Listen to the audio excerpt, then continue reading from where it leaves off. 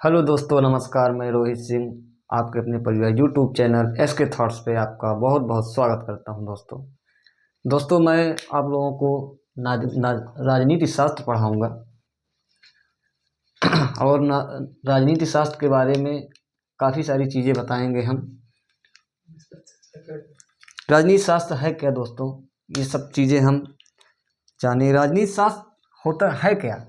राजनीति राजनीति का मतलब दोस्तों क्या हुआ? पॉलिटिक्स। पॉलिटिक्स और शास्त्र का मतलब क्या हुआ दोस्तों? ग्रंथ। यानी एक प्रकार का राजनीति का एक ग्रंथ, उसे हम क्या बोलते हैं? राजनीति शास्त्र। राजनीति शास्त्र।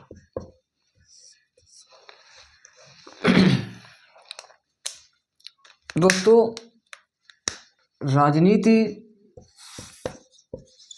शास्त्र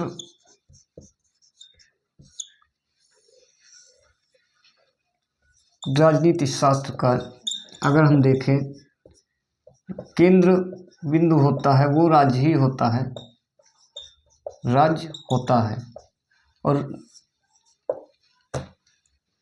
पॉलिटिक्स के अंदर दोस्तों शासन चलाने के लिए तीन चीज़ों की, राज्य के जैसे देखा जाए अंग कितने हैं तो तीन अंग देखे जाते हैं। एक निश्चित भूभाग होना चाहिए, निश्चित भूभाग। एक निश्चित जनसंख्या, निश्चित जनसंख्या। और एक कानून, यानी राज्य या सरकार जिसे बोलते हैं हम। शासन, सरकार शासन करे जिससे, और इसका जो उद्देश्य होना चाहिए दोस्तों वो जन कल्याण होना चाहिए, यानी सार्वजनिक कल्याण के लिए। तो राज्य का जो केंद्र दोस्तों, राजनीति का जो केंद्र बिंदु है वो दोस्तों राज्य है। और राज्य और व्यक्ति के बीच संबंधों का अध्ययन ही क्या है? राजनीति है। राज्य और व्यक्ति के बीच संबंधों का अध्ययन क्या दोस्तों? राजनीति है। राजनीति दोस्तों दो शब्दों से मिलकर बना है, राज्य प्लस नीति। राज्य प्लस नीति। राज्य में कौन दोस्तों? नागरिक रहते हैं, राज्य में नागरिक रहते हैं और राज्य ही इन नीतियों को बनाता है। और दोस्तों जो ये नीतियां बनती हैं इनका उद्देश्य जो होता है वो मानव कल्याण या जन कल्याण के लिए होता है।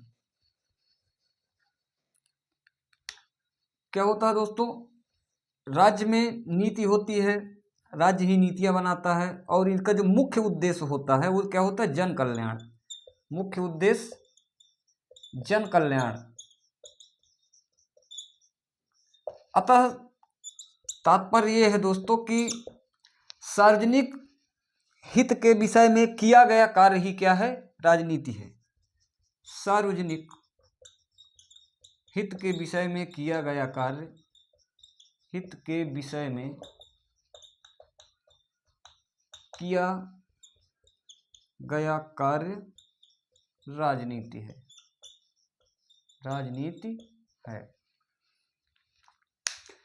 राज्य में दोस्तों अभी मैंने बताया राज्य में नागरिक रहते हैं और राज्य ही नीतियां बनाता है और इन नीतियों का उद्देश्य जन कल्याण होता है। अतः सार्वजनिक कल्याण के विषय हेतु किया गया कार्य दोस्तों राजनीति है। राज्य समाज में बना और राज्य में राजनीति होती ही है, आप लोग सब जानते हैं। आप भी राजनीति करते ही होंगे, कभी कभी अपने दोस्तों से कर लेते होंगे, कभी घर में भी कर लेते होंगे राजनीति। तो राज्य में, राज्य क्या है दोस्तों? राज्य समाज में बना, राज्य समाज में बना और राज्य में राजनीति होती है। अतः समाज के बदलने के साथ साथ राज्य बदलता है। समाज बदलेगा दोस्तों, समाज, अगर समाज बदलेगा दोस्तों तो राज्य भी बदलेगा। राज्य के साथ साथ, समाज के साथ साथ राज्य बदलता है। और राज्य बदलने के साथ साथ दोस्तों अगर समाज बदला तो राज्य बदला, अगर राज्य बदला दोस्तों तो राजनीति भी बदल जाती है, राजनीति भी बदल गई। अतः हम कह सकते हैं कि राजनीति क्या है दोस्तों? ये जो सुचारू रूप से बदल रही है, चल रही है, बदल रही है, चल रही है, तो राजनीति क्या है? राजनीति दोस्तों एक गतिशील एवं परिवर्तनशील अवधारणा है, एवं परिवर्तनशील अवधारणा है।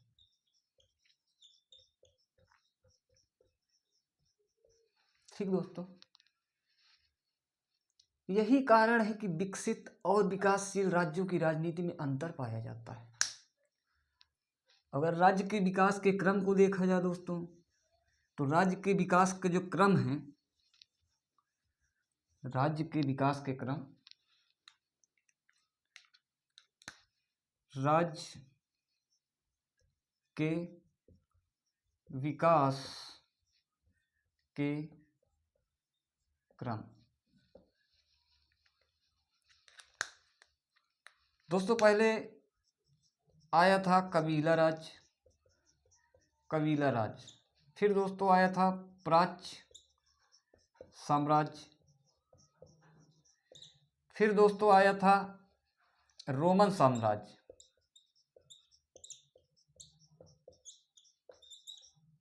ठीक दोस्तों, ये हुआ।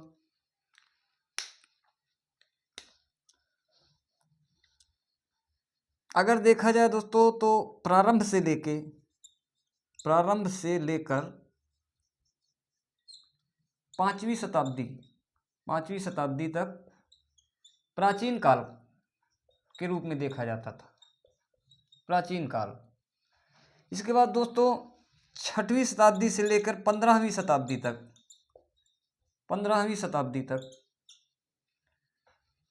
मध्यकाल के रूप में देखा गया, मध्यकाल, जिसे हम बोले सामंती राज्य। और दोस्तों 16वीं शताब्दी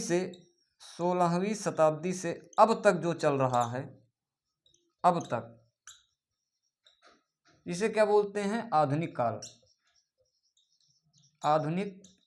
काल, इसे हम राष्ट्र राज्य के रूप में भी जानते हैं। तो दोस्तों ये हो गया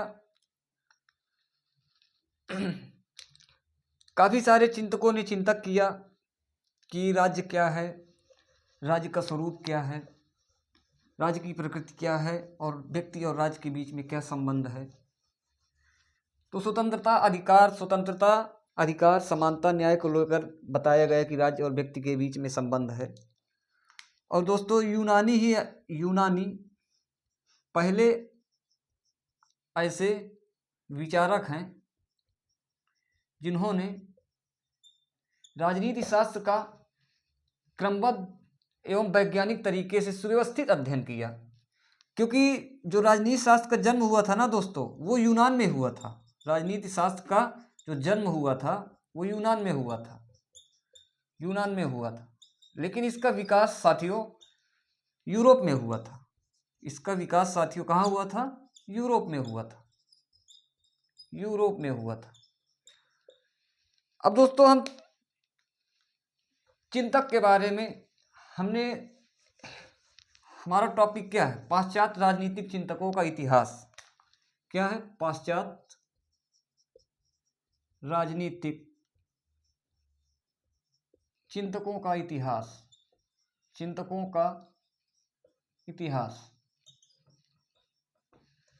चिंतक क्या होता है दोस्तों? चिंतक चिंतन करता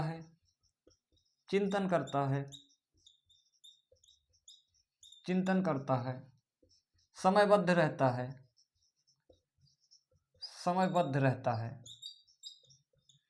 चिंतन बदल जाता है, दोस्तों समय भी बदल जाता है, समय बदल जाता है। चिंतक चिंतन करता है, समयबद्ध रहता है, चिंतन बदल जाता है, समय बदल जाता है। अब दोस्तों चिंतकों के काल विभाजन के बारे में हम लोग पढ़ेंगे।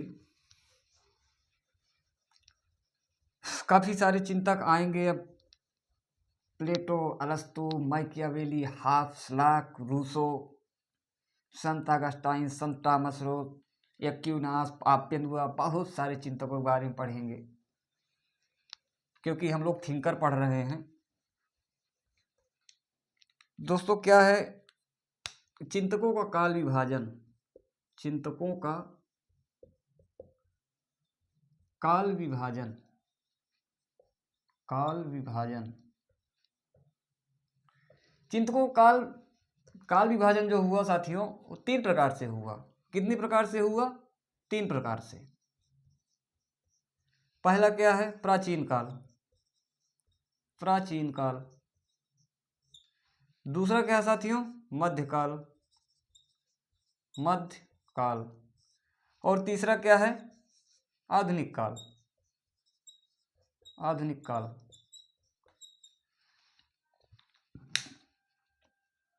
अब दोस्तों हम एक एक करके तीनों का अध्ययन करते हैं। प्राचीन काल के बारे में बताएंगे, फिर मध्यकाल, फिर आधुनिक काल। प्राचीन काल में कौन कौन से चिंतक आए, मध्यकाल में कौन से आए, आधुनिक काल में कौन से आए।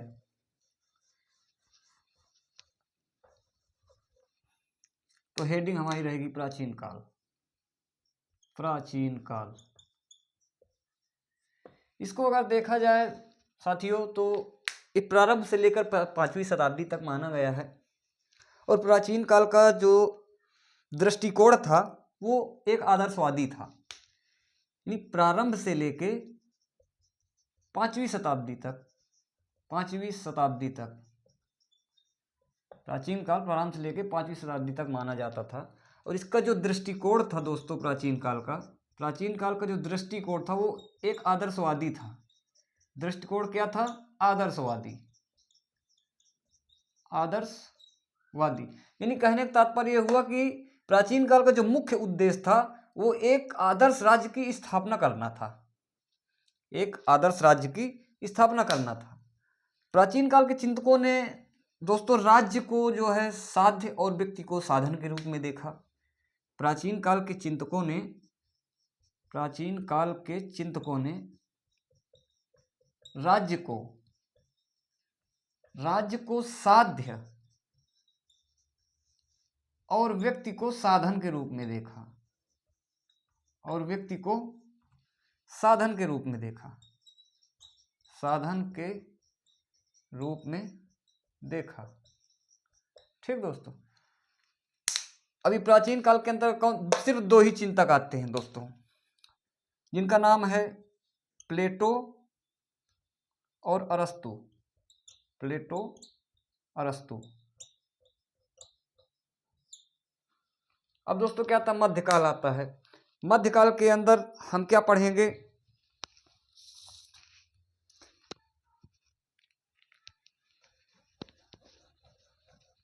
दूसरा क्या आता है साथियों? मध्यकाल।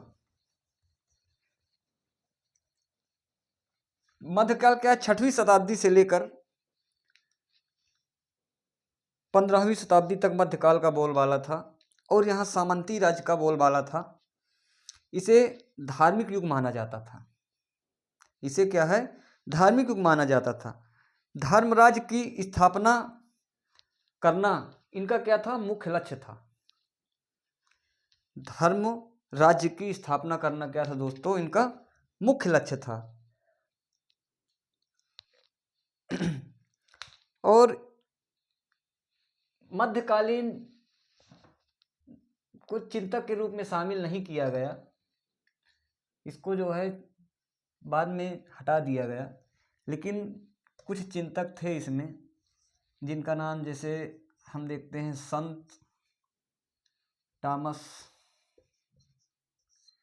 संत ऑगस्टाइन, संत ऑगस्टाइन, एक्विनास, एक्विनास, पोप ग्लेशियस द्वितीय, पोप ग्लेशियस द्वितीय, मर्सिरियो आप पेंदुआ, आप पेंदुआ आदि का नाम। दोस्तों ये क्या है? ये मध्यकालीन चिंतक है, मध्यकालीन चिंतक है। इसको जबकि शामिल नहीं किया गया, लेकिन कुछ चिंतक आए थे मध्यकाल में। अब हम पढ़ेंगे आधुनिक काल। अब हमारा लास्ट है आधुनिक काल। आज की क्लास आधुनिक काल के बाद दोस्तों खत्म, फिर मिलेंगे। आधुनिक काल क्या है दोस्तों? आधुनिक काल, आधुनिक काल, इसको क्या बोलते हैं? राष्ट्र राज्य, राष्ट्र राज्य। 15वीं व 16वीं शताब्दी में, 15वीं व 16वीं शताब्दी में साथियों, जब पुनर्जागरण आंदोलन, धर्म सुधार आंदोलन, वाणिज्यिक व्यापारिक वाणिज्यिक क्रांति हुई, इसके परिणाम स्वरूप मध्यकाल का अंत हो गया और 16वीं शताब्दी में क्या हुआ? आधुनिक काल का राष्ट्र राज्य का जन्म हुआ। दोस्तों आधुनिक काल के चिंतक, आधुनिक काल के चिंतक बहुत फेमस चिंतक है दोस्तों, मैकियावेली। इनसे बहुत क्वेश्चन बनते हैं टीजीटी में। मैकियावेली, हॉब्स, लॉक, रूसो, दोस्तों हीगल ग्रीन, बेंथम मिल, हीगल ग्रीन, बेंथम मिल,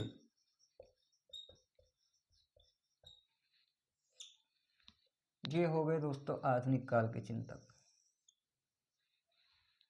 ओके दोस्तों, आज की क्लास यहीं तक। नमस्कार, थैंक यू। चैनल को लाइक करें, सब्सक्राइब करें और कमेंट करें। अगर वीडियो आपको अच्छी लगी हो तो धन्यवाद। आओ गुरु जी, धन्यवाद हो गया, चला जाए।